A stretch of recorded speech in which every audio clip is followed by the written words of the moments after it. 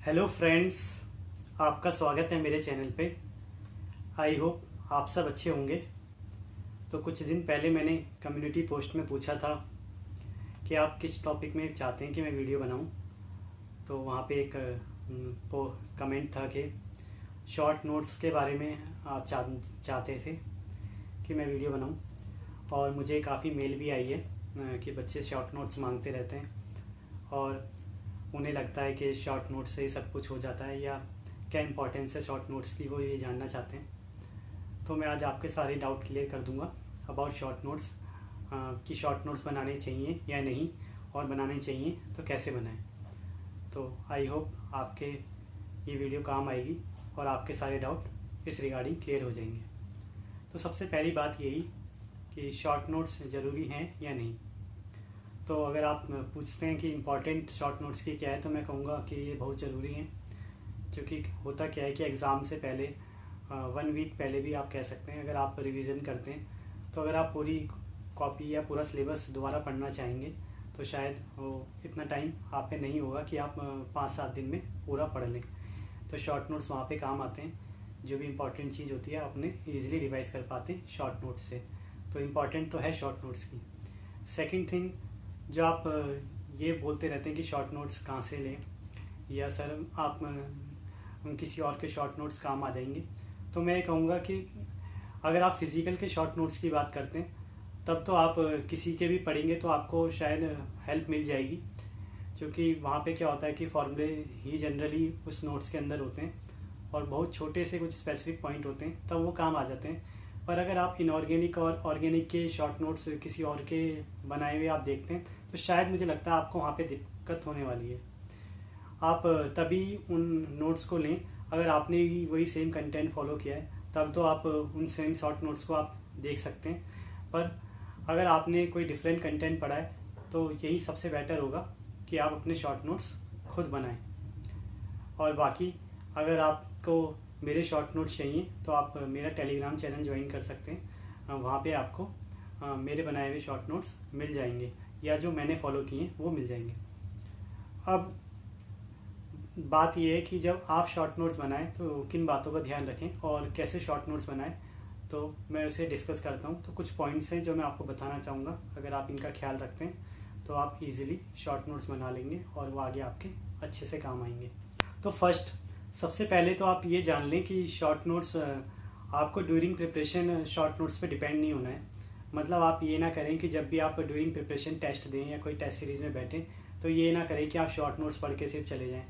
आपको रिवाइज ज़रूर करने शॉर्ट नोट्स, पर आपको पढ़ के पूरा ही जाना है। यानी जब भी आप टेस्ट सीरीज़ देंगे या असाइनमेंट लगाएंगे तो आप पहले पूरा चैप्टर पढ़ें और फिर अपने शॉर्ट नोट्स रिवाइज करें, देन आप असाइनमेंट या टेस्ट दें। मतलब आप प्रिपरेशन के दौरान शॉर्ट नोट्स पे डिपेंड ना करें बिल्कुल भी। अब बनाने कैसे, तो पहले तो आप एक बहुत ही पतली कॉपी में शॉर्ट नोट्स बनाएं अगर आप मेरी माने तो। मतलब ताकि कि अगर आप लास्ट दिन भी इसको अपने एग्ज़ाम हॉल में ले जाते हैं, मतलब सेंटर पे ले जाते हैं प्रिपरेशन करने के लिए, तो इजी कैरी करने के लिए हो जाए।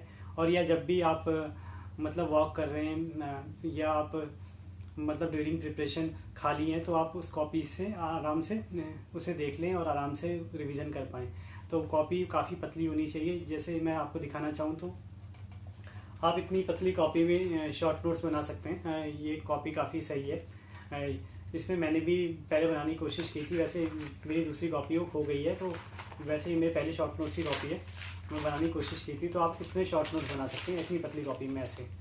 तो ये शॉर्ट नोट्स के लिए काफ़ी अच्छी कॉपी होगी। अगर इतनी पतली कॉपी आपको मिल जाती है तो इसे बनाने की कोशिश करें। 10 रुपीज़ की आती है आई थिंक, तो ताकि आप इसे कहीं भी कैरी कर सकते हैं और इजीली इसमें रिवीजन कर सकते हैं। दूसरी बात जो आपको ख्याल रखना है कि जब आप शॉर्ट नोट्स बनाएंगे तो जैसे कि आप पे कॉपी काफ़ी पतली है, तो इसका मतलब है कि आपको पेजेस का भी जो यूटिलाइजेशन करना है वो काफ़ी मिनिमम करना है। यानी आपको कोशिश करनी है कि अगर कोई बड़ा चैप्टर है तो उसे 2-3 पेज में निपटा दें, और कोई छोटा चैप्टर है तो उसे एक ही पेज में निपटाने की कोशिश करें।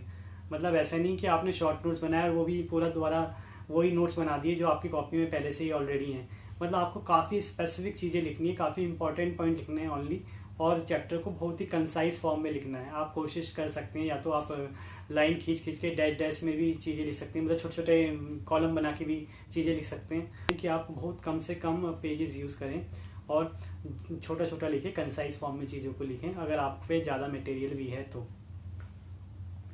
तीसरी चीज़, अब मैं आपको ये बता देता हूँ कि फ़िज़िकल में आपको क्या करना है। फ़िज़िकल में आप सिर्फ इम्पॉर्टेंट फार्मूले लिखें और कुछ जो बेसिक कॉन्सेप्ट अगर आपको लगता है कि कभी जैसे क्वांटम के कुछ कॉन्सेप्ट हैं जैसे काम आते हैं, जैसे मानो आपको पता है कि जीरो वाला जो फर्स्ट पर्टिवेशन का होता है, ऑड वैल्यू जहाँ पे होती है एक्स की, या इंटीग्रेशन वहाँ पे जीरो वैल्यू जीरो आंसर आता है, तो उसको लिख लीजिए। छोटे छोटे कॉन्सेप्ट याद करने के होते हैं जो कभी कभी हम मिस कर जाते हैं, सवाल निकालने में लग जाते हैं और कॉन्सेप्ट को भूल जाते हैं कि डायरेक्ट आंसर है हमारे पास।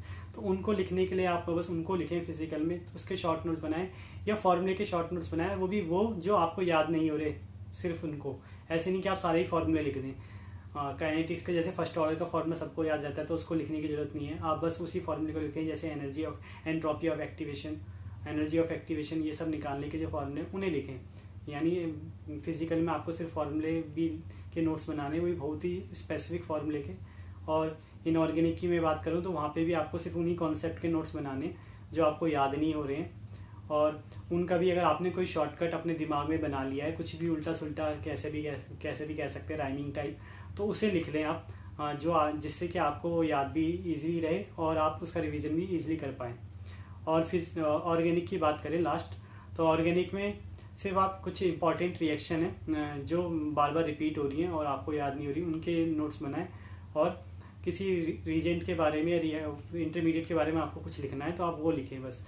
और जनरली क्योंकि ऑर्गेनिक की मुझे लगता नहीं कि नोट्स की इतनी ज़्यादा ज़रूरत पड़ती है, शॉर्ट नोट्स की, तो ऑर्गेनिक के थोड़ा कम ही बनाएं तो ज़्यादा अच्छा रहेगा। अब फोर्थ चीज़ कि आपको शॉर्ट नोट्स बनाने कब है, तो देखो आप शॉर्ट नोट्स हर चैप्टर के ख़त्म होने के बाद बनाएं, ठीक है। मतलब आपका जब चैप्टर ख़त्म हो जाए आप तभी उसके शॉर्ट नोट्स बनाएं। और जब भी आप शॉर्ट नोट्स बनाएं तो जैसे कि आपने मानो आपका कोऑर्डिनेशन चैप्टर आपने पढ़ा, उसके नोट्स बनाए, तो उसके बाद भी जब आप शॉर्ट नोट्स बना लेंगे तो एक पेज खाली रखना है। एक पेज इसलिए खाली रखना है क्योंकि जब आप टेस्ट देंगे, असाइनमेंट देंगे, तो तब भी आपको कुछ नई चीज़ें पता चलेंगी जो आप मिस कर गए थे या जो आप भूल रहे थे आपको, तो आप उसको दोबारा लिख सकते हैं उस पेज में। तो यानी शॉर्ट नोट्स में भी आपको जब आप किसी भी चैप्टर के नोट्स बनाए तो एक पेज खाली रखना है कुछ नई चीज़ों के लिए उन चैप्टर के, या थोड़ा सा स्पेस खाली रखना है। अगर मानो क्या कहते हैं छोटा चैप्टर है तो मतलब आप शॉर्ट नोट्स में भी थोड़ा स्पेस बचाए रखें ड्यूरिंग प्रिपरेशन के लिए, क्योंकि जो आपको नई बातें सीखने को मिलेंगी उसे आप ऐड कर सकें अपने शॉर्ट नोट्स में। अब फिफ्थ पॉइंट है कि अब ऐसा भी नहीं कि आप हर चैप्टर के बाद नोट्स बनाने लगें शॉर्ट नोट्स। मतलब चैप्टर के भी शॉर्ट नोट्स बनाने की ज़रूरत नहीं है। आपको जो इंपॉर्टेंट चैप्टर लगते हैं या जिस चैप्टर में आपको ज़्यादा प्रॉब्लम होती है आप उसके नोट्स बनाएं, और जिसमें आप बिल्कुल कंफर्टेबल हैं और आपको लगता है काफ़ी इजी चैप्टर है, मेरे को इसमें ज़रूरत नहीं है, तो उसमें बिल्कुल नहीं बनाएं। अब मतलब आप बिल्कुल कॉपी करने की कोशिश ना करें कि आपको हर चैप्टर के नोट्स बनाने और मेरे को हर चैप्टर का रिवाइज़ करने की ज़रूरत है। क्या पता ऐसा भी हो सकता है आप किसी चैप्टर में बिल्कुल परफेक्ट हो। जैसे सिक्स्थ, मैं आपको ये कहना चाहूँगा कि आप शॉर्ट नोट्स में ही अपने एप्टीट्यूड के कुछ फॉर्मूले और कुछ जो इम्पोर्टेंट कॉन्सेप्ट है उन्हें ऐड कर ले। यानी एप्टीट्यूड के भी जो ज़रूरी चीज़ें आपको लगती हैं वो शॉर्ट नोट्स में अपना ऐड कर लें, और उसी कॉपी में आपको एप्टीट्यूड का भी थोड़ा बहुत डाल लें, ताकि जब आप रिवाइज़ करें तो आपको एप्टीट्यूड का भी अच्छे से रिवाइज़ हो जाए, और एग्ज़ाम वाले दिन भी या उससे पहले वाले दिन भी जब आप शॉर्ट नोट्स को देखें तो एप्टीट्यूड का भी आपको थोड़ा बहुत याद रहे। जैसे कि कुछ एक वर्क टाइम का एक फार्मूला होता है MDH करके, तो उसको ज़रूर लिख लें, वो काफ़ी काम का फार्मूला होता है, तो उसको आप एप्टीट्यूड के सेक्शन में ऐड कर सकते हैं। अब सेवन्थ, आप शॉर्ट नोट्स बना तो लेंगे, अब इसको यूज़ कैसे करना है। तो मैं आपसे ये कहना चाहूँगा कि शॉर्ट नोट्स बनाने का तभी फ़ायदा है जब भी प्रिपरेशन करते हैं उस दौरान जो भी आप टेस्ट देते हैं तो उन्हें रिवाइज़ भी करें। मतलब आपको शॉर्ट नोट्स का भी रिवीजन स्टार्टिंग से करना है, क्योंकि ऐसा नहीं होना चाहिए कि आपने शॉर्ट नोट्स की कॉपी बना ली और उसको बस अब आपने लास्ट दिन के लिए छोड़ दी या लास्ट वीक के लिए छोड़ दी, क्योंकि तब भी आपको फिर दिक्कत होने वाली है आपके लिए। फिर वो एक नई कॉपी जैसी हो जाएगी, आपको दोबारा रिवाइज सा करना पड़ेगा। यानी जब भी आप प्रिपरेशन करेंगे तो जब भी आपका चैप्टर ख़त्म होता है तो आप शॉर्ट नोट्स पे डिपेंड तो नहीं होना है, पर शॉर्ट नोट को रिवाइज़ ज़रूर करना है चैप्टर रिवाइज़ करने के बाद। यानी शॉर्ट नोट्स की कॉपी भी आपको बिल्कुल मैं कह सकता हूँ रटी हुई होनी चाहिए। कि ताकि एग्ज़ाम के कुछ दिन पहले जब आप उस कॉपी को पढ़ें तो आपको ये पता हो कि आपको क्या सिर्फ इम्पोर्टेंट पढ़ना है। क्योंकि एक कॉपी भी मेरे को लगता है इतनी पतली कॉपी भी ज़्यादा हो जाती है एग्ज़ाम से एक दिन पहले, या मानो आप एग्ज़ाम हॉल के बाहर खड़े हैं और 1 घंटा बचा हुआ है, आपके पास एक कॉपी है, तो वो भी ज़्यादा लगती है फिर। तो इसीलिए आपको, अगर आपने पहले से ही उसे बार बार पढ़ी हुई है और बार बार आपने उसे रिवाइज़ किया हुआ है, तो तब आपके दिमाग हमेशा उसी डायरेक्शन में जाएगा या उसी पॉइंट में जाएगा जो आपको याद नहीं है। तो शॉर्ट नोट्स को भी यानी आप ड्यूरिंग प्रिपरेशन रिवाइज़ करते रहें और अच्छे से उसका यूटिलाइज़ करते रहें। तो आई होप आपका डाउट सारे क्लियर हो गए होंगे और आपको ये वीडियो अच्छी लगी होगी। आगे भी ऐसी इन्फॉर्मेटिव वीडियो देखने के लिए चैनल को सब्सक्राइब करें, वीडियो को लाइक करें और शेयर करें। Thank you.